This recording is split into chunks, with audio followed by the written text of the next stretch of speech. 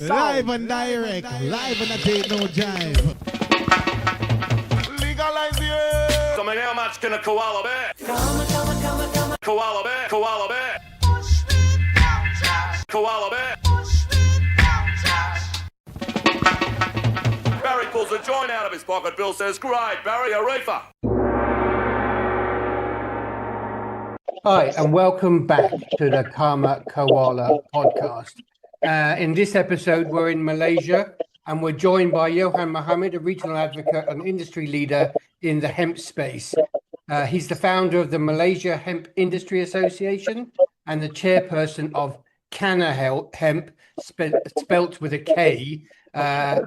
He's Summit number 3, which brings together global leaders in policy, science, and business.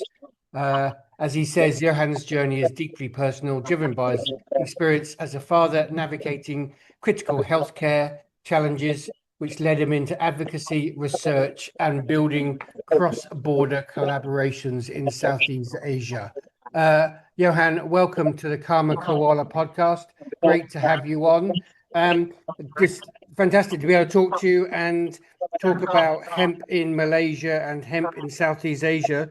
But as I said to you when we spoke last week, I always start these conversations with, providing a little bit of detail of what led you to hemp. And if I remember rightly, it was all about zero waste environment. And then, as we said in the preamble just there, health issues in the family as well. Thank you, Sean, for the opportunity and to share the starting on how the advocacy began. Of course, the zero waste we started in 2010, but I have a challenge situation back in 2017 when my son was diagnosed with synovial sarcoma. So at that moment, everything changed. So as a father, when you're told that you have limited options, so you don't stop there, you see. So I start to search beyond system, beyond the borders, what considered normal. So talking about the beginning on environment, back in 2010, I led a zero waste campaign initiative, approaching more than 200,000 students in Malaysia.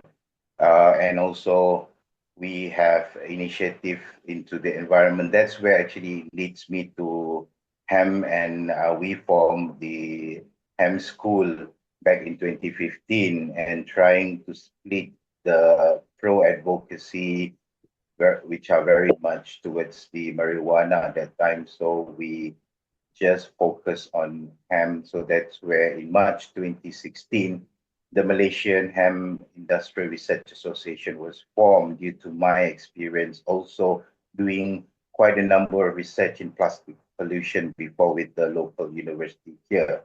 So I managed to convince the Ministry of Registry to register the first hemp association, I would say, in Malaysia, and that was in 2016. The hemp association has grown. Are there people actually growing hemp in Malaysia now? Now it's only government officers under the forestry division, and university research allowed to plant hemp. So, of course, under the association, we have tried a couple of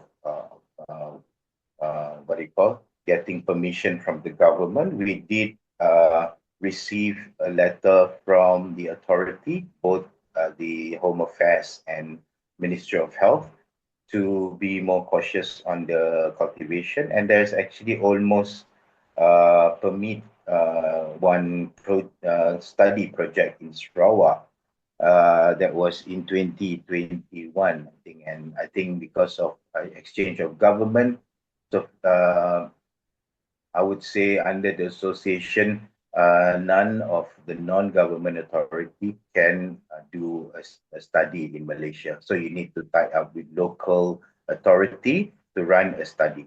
Okay. And does Malaysia import any hemp products and either process or sell them in Malaysia?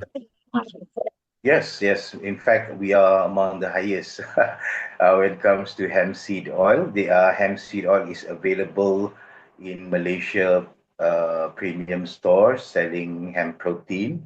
Of course, it's available. There's no ban of product, and even in body shop, you can find some of the hemp product. So only hemp derived product coming from the seeds is available widely in Malaysia, not from the local grown.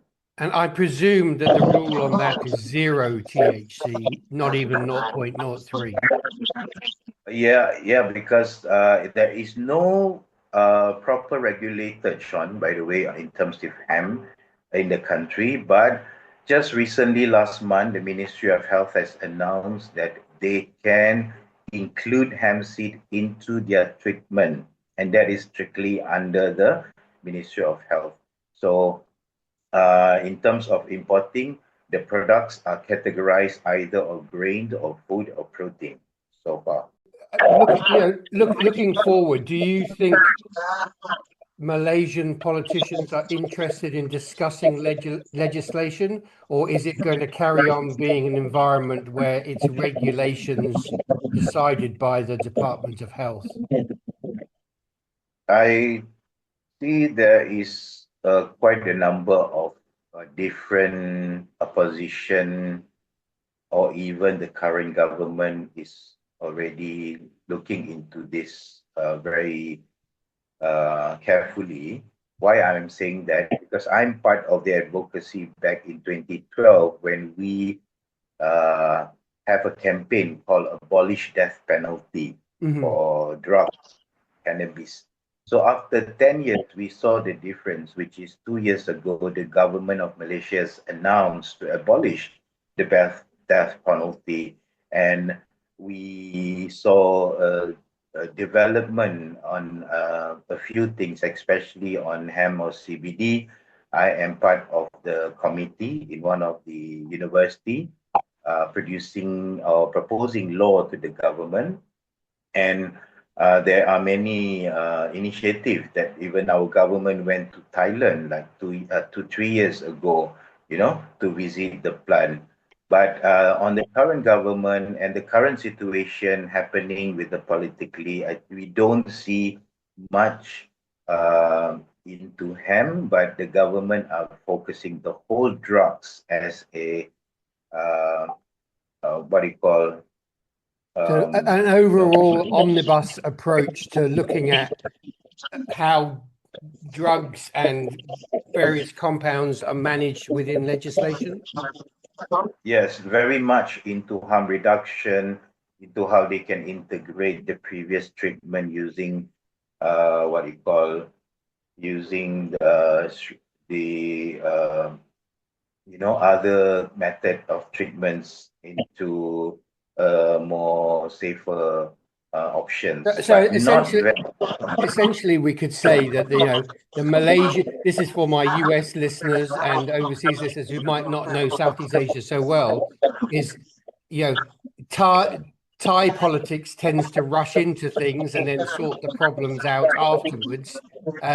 The Malaysians are quite different, and it's always slow and steady to move towards something that they think is going to work long term. Would that be the best analysis of the way of looking at the way that Malaysia does things? Yeah, because Malaysia is, I think right now, while other countries is looking at maybe promote, introduce what the United Nations 2020 asked to reschedule, the cannabis, but Malaysia have launched Vision 2030 Health for the people. I think only I consider the current situation because from the past 5 years, we have 3 to 4 government, changing and changing. Not much of commitment until 3 years ago. We saw the CBD was carried under the traditional medicine department, talking about integrating CBD as part of the traditional medicine, taking Thailand as an example. So that is some development we can see, but there is no regulation yet so far. Do you know whether governments are talking to one another in the region with regard to hemp and medical cannabis? You said the Malaysian government, sent a delegation a few years back, but is there regular contact between Malaysia and Indonesia, Singapore, and other countries within the region to look at these sets of issues in a more overarching way? Yeah, definitely. Because under the TCM now, Malaysia Director of Traditional Medicine, she sit under the steering committee of WHO. So meanings to say that is where I see when last year Thailand organized the Herbs Conference, all the authorities from countries such as Malaysia and the director of traditional medicine also joined the event. Meaning to say, I think when she came back, that is where they have organized a herbs event under the ministry and also talk about CBD as a potential to integrate and under the their department, I mean the NPRA, one of the agency under the health department, the National Pharmaceutical, even they have made an article about CBD on their website and mention CBD as non-intoxicating. So this is some new. That's what we call progress. I mean, that's great. And do you think the Southeast Asian approach is going to be very university-led in terms of research and studies, and then feeding that information into government? It's a pretty standard way for this part of the world to work, and I'm beginning, ever so slightly to see that already. It almost there actually, but I think due to what happening in the world right now, so it's like triggering certain things that the government, especially in Malaysia, because Malaysia also the lead for the ASEAN meeting recently, and I can answer two ways of it, but one, what we can see, Malaysia, Singapore, being one of the best wellness industry, of course, want to integrate this method. So that's why the recent announcement by Thailand, they are given 3 years to upgrade the image of marijuana shop into a clinic, help the local government, especially in Malaysia and this region, working very hard to integrate and get the people in the medical stream and the pharmaceutical into the system. So I believe, to your questions, that this region will lead towards a more structured, access, both CBD and cannabinoid medicine, because when Thailand start to have people that professionals to serve and get this prescription or even guide in terms of the cannabinoid use, and of course other countries are ready to follow that, because the other country is not ready before, because when they try to have the image of Amsterdam, but I think now and having other countries, Malaysia and Singapore, is leading into this, healthcare and all, and of course I support having a more structured access for CBD and cannabis And do in you this region. think their thinking is just about domestic markets, or long term they're thinking about creating a regulatory structure that allows for Southeast Asia to export products back to European and US markets? Definitely, if there is a requirement, and that has been already a trend, but looking into current scenario, current situation, of course, countries should consider look on the circular economy within the region first.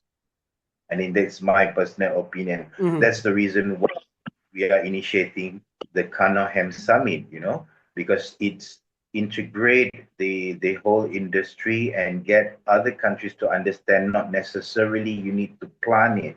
If we look in the smaller regional scope, probably like definitely Singapore might not cultivate it, or even in Malaysia, if not gonna cultivate it for medical purposes, we still have the circular to look into it. But on the other side, on hemp industry, for instance, Malaysia have more than 12 years of experience developing the kanaf crop that actually learned from the hemp consultants back in Italy.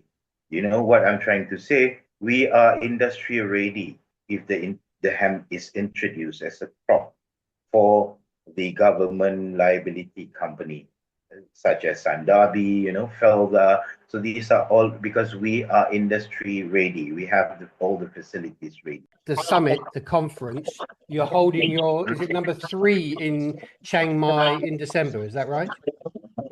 That's right. That's the third KannaHemp Summit. We initiate that summit from a regional point. We have regional participants in 2020. We do it online due to COVID.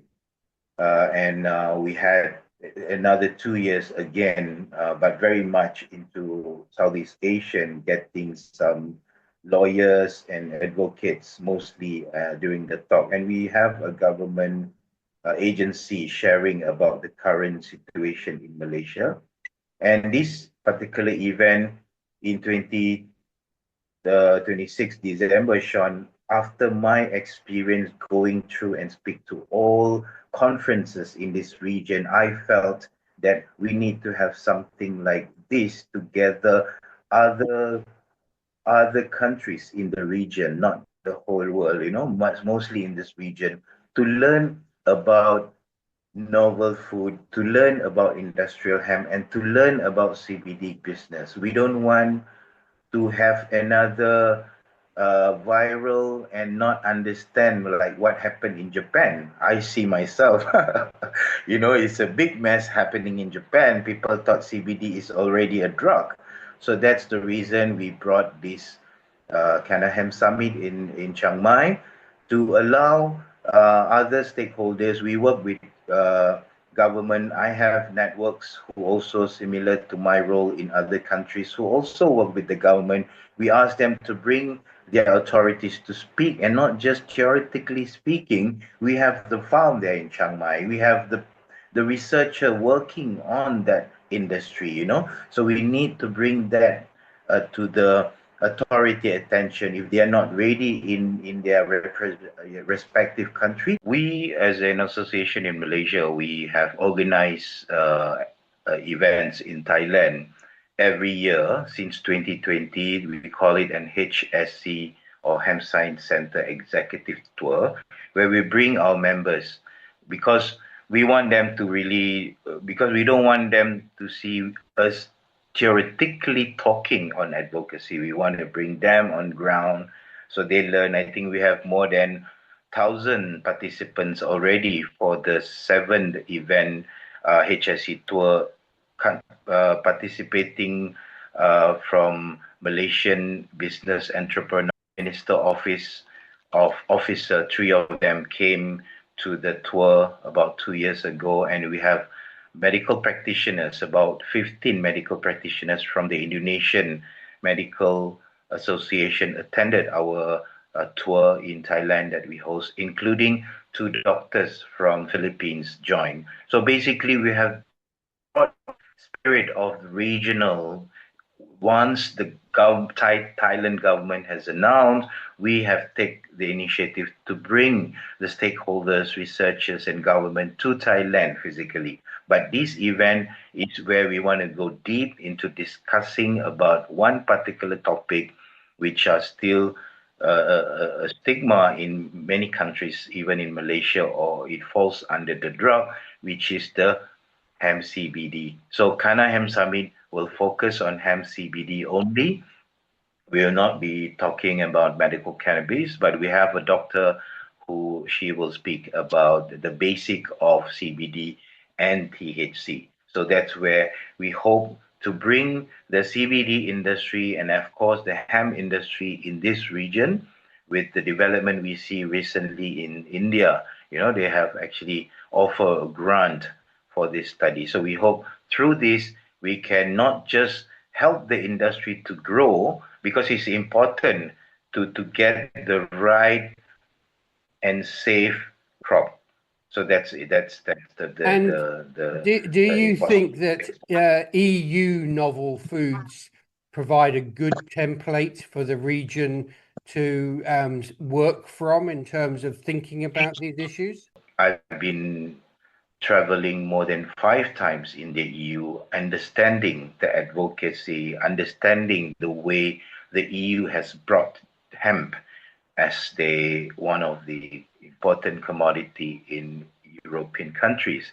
And I as a speaker, I managed to involve in many other conferences.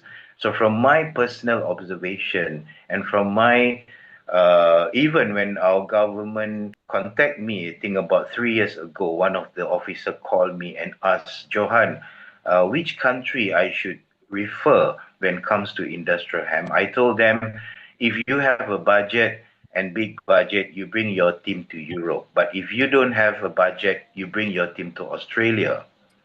Why I don't say Thailand to them? That was the year when Thailand legalized it, because I understand what's happening to the world. So even though Australia is a bit controlled and new, but they have successfully developed the hemp food.